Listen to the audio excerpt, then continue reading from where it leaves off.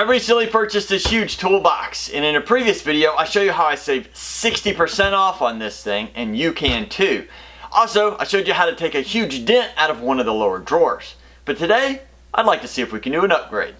I love how the drawers are all grouped into 3 different sections. It makes it really easy to organize all your tools.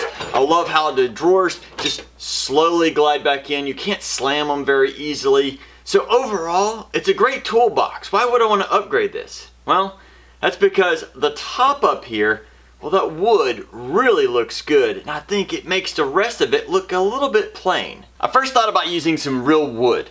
The only downside is that, well, it'd have to be really thin so it doesn't interfere with the drawer handles when you're trying to pull them out.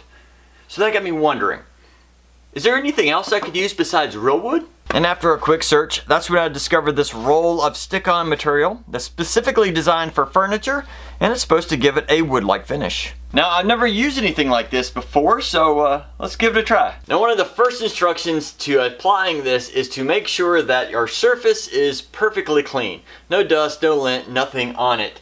And, well, this thing is dirty, so I got a little work to do. Now, I'm using a light colored cloth to clean this so that if by chance any of these fibers leave themselves on the drawer, as I'm cleaning, it's really easy to notice them and pull them off. Also, I believe I'm only going to put the wood on the actual drawer faces, and that way this black frame will help it stand out just a little bit more. To cut this up, I would suggest getting something like a self-healing cutting mat that will allow you to cut into and it won't destroy it.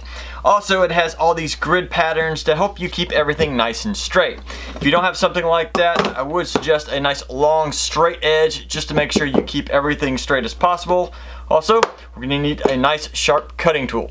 I believe I'm going to start with one of these lower corners because it's not very long and it should be easy to work with. I just need a quick measurement here of about 13 1/4 and about 8 1/4.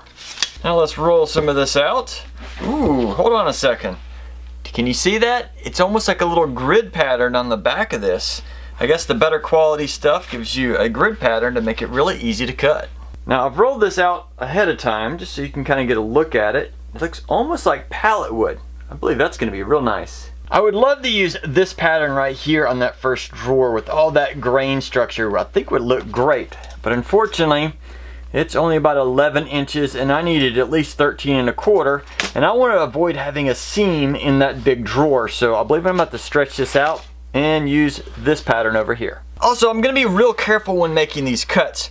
Instead of just making one big cut here, I'm actually going to trim off this top section and use it for one of the other drawers. That way I can have that at least 8 1/4, that's closer to about 8 3/4 in this section, and get out those long drawers and tall drawers with that and still use this for the others. And there is the first section. Let's go put it on and see how well it looks. As I'm installing this, there's 2 things you'll notice. One, I got a piece of tape over here, and that's just to hold it up on that end as I get everything in line and start attaching it on this side. I also have a piece of wood sticking in this drawer so that it doesn't keep trying to go in as I'm pushing on it. Now that I have it in place, I'm using a large craft stick just to go across the entire surface to make sure it has adhered to that metal real well. And then I can go and trim off this excess.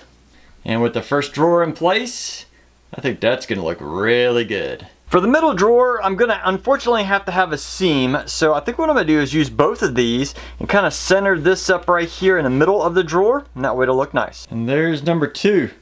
Let me finish up the rest of these drawers and I'll show you what it looks like. And now for the moment of truth.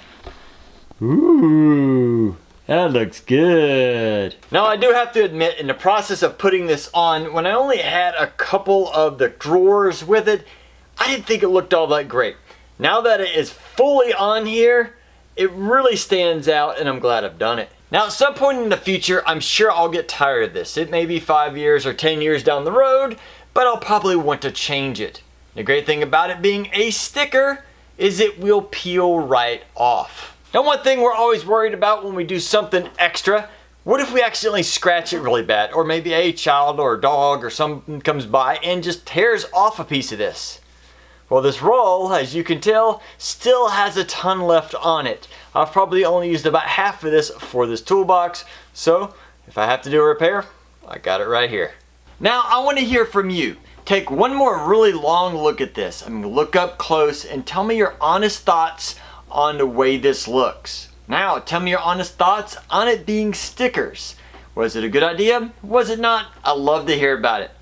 And with that said, I hope you can get out in your shop and have fun building.